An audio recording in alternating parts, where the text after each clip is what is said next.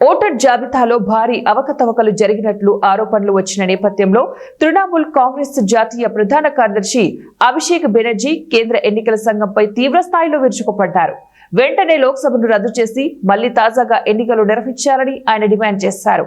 మంగళవారం కోల్కతా విమానాశ్రయంలో ఆయన విలేకరులతో మాట్లాడుతూ దేశంలో ఎన్నికల ప్రక్రియ నిజాయితీ సమర్థతను ప్రశ్నించారు.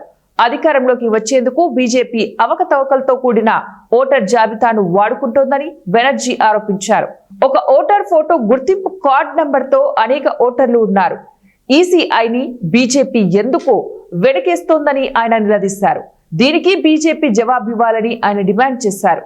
ఓటర్ జాబితాలో అక్రమాలపై బీజేపీ మౌనంగా ఉండటం, ఢిల్లీలో నిరసన తెలియజేస్తున్న ఎంపీలను పోలీసులు అరెస్టు చేయడం వంటి తప్పుడు కప్పిపుచ్చుకునే చర్యలేనని ఆయన వ్యాఖ్యానించారు.